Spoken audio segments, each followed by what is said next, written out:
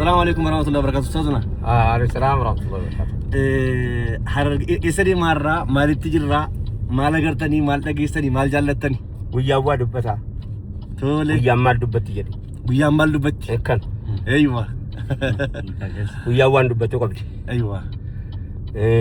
ويا وان تسين دبتو. يروون دللبنو. أيوة. يروون دس إن يجينه.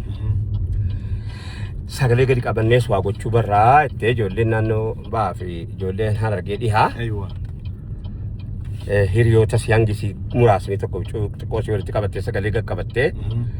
yeroo ulamaadha waa godhamu maaliif wacina nummoo nama biraan taane hamba biraan taane ulamaadha yeroo waa godhamu maa wacina akka isaan qaanfatanu maa goona akka isaan confidence mataa ofirratti hunda'anii waa barsiisanu maan goone lallabuuni ummatatti lallabee waa godheef sana borwaatti muun hin dhiba nama garii waanaa godhaa jiran jechuu yoo ofitti mee jedhe namni achi booddee waa isaa sana yoo inni waa ballees haasawuu cinqama yoo inni waa tolches faarsuu cinqama waa goonaaniif faarsaa jirtan jedhama yookaan immoo sababanni waa godheef waan akkanaatti dubbachuu dhiise jedhama kanaaf ijoollee walii galtee mari'attee yaada buuftee yaada kuuftee waliin haasoftee sagalee qaqqabanneeti Sheekh Mahammad Zabuurii gochuu barsiifanna ijoollee keenya isa bahaas isa dhiyaas akka lallabamne gochuu hin dandeenya maaliif jennaan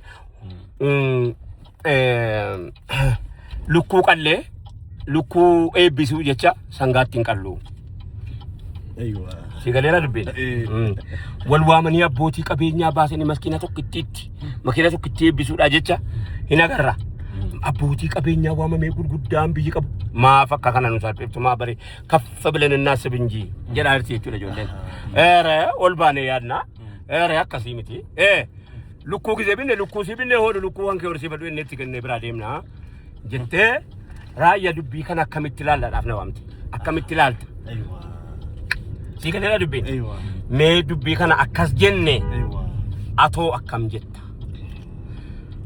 jetta nu akkana goone kanayyan gammachuudhaaf butame ani immoo butamee gammachuu kana nan butame tasan butame amma malee butame maaliif butamte naan akkanan barbaadas lallaba sanarra akka kanatu na baasaana lallaba sanarra beeka ofiitti kana bakka gochuun irra caalaa isa kana caalaattan fudhadhe maaliif jennaan lallabnee beekaa keenyaaf waa godhaa jireenyee himannee dhahoo jala suufii uffanne baraa kana baataa hidhanne maara akkanarraa akka inni bor nas arrabsuu danda'u beekaan koo gaafa waa balleesse na ceepha'uu danda'u na qabachuu danda'u tan sagalee qabadhee yaabaluu waa sii godhee dura wama godhee fi bira dhaabadhee qophaan jirtu ati ijoollee nu barsiisi ayyeroon taabbadhee waa argadhee waan ani raambifadhe mu waanan sii godhuun qabaa jennee xaafii kumtaala tokkotti wanti nuti jimmaaf gommaa waamnuuf hin jiru.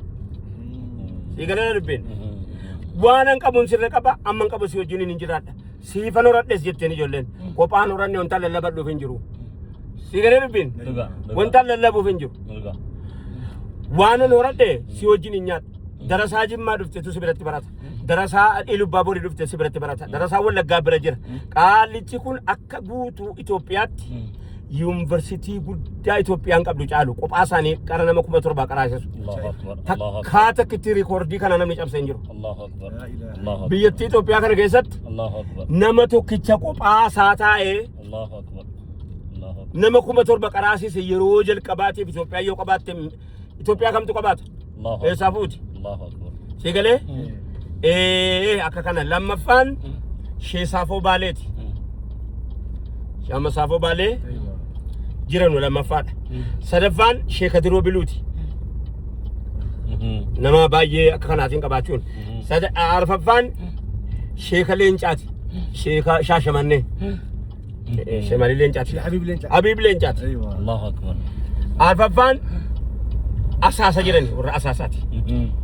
Ajiisu darasaa gurguddaa malee isaanii xixiqqaa kanan qaraasisanu warra gurguddaa agartee sunanaa warra sana qaraasisaa shaamawwa sarbiras warra gurguddaa ilmi waliin gaachuudha barbaadetuyyuu konkiliijiinidha bira dhaqa malee darasaan xixiqqaa waan jarkama kana walitti nuu qabe boobiyya laafoodhaa kumata illaa bidhaa sigalee ishee Musaa Su'aalaa maqaadhaa dha'uu hin danda'u garuu waan nu gootan beeytanii yaa ulama wanni sun nu gootani saba kanallee jiraachiftanii afaan dhiyaaf afaan bahaa tokko gootan. Sa'aatii namni silaa wal arguu hin dandeenye keessa walitti fidden. Sa'aatii namni wal arguu hin dandeenye wal beekuu hin dandeenye. Sa'aatii namni silaa wal jagatu. Sa'aatii akka saba kanaattu gumaata Islaamni Oromoodhaaf godhe keessaa inni guddaan abbaa fedherra hayyuu fedherra ulamaa Islaamaatu godhe.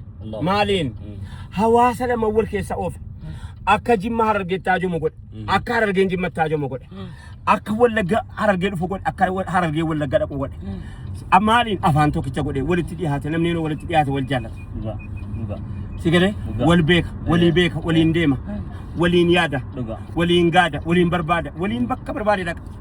Uummanni akkanaa immoo abbaan fedhe gargar baasuu hin danda'u. Hin taane gargar baasuu hin danda'amu. Hin yaadamu keessa walitti hidhate. Warri amma bakki nu dhaqaa jirru kuni darasaan Oromiyaa keessaa keessa hin jiru.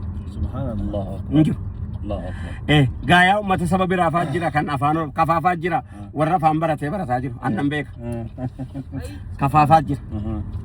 Uummata yeemii fa'aa keessa jira. Afaan tokko godhani. Kun immoo rabboon namaa kenna. Gabbifadhaa waa keessan salaamu alaikum. Wa alaikum salaam wa rahmatullahi wa barakatuh.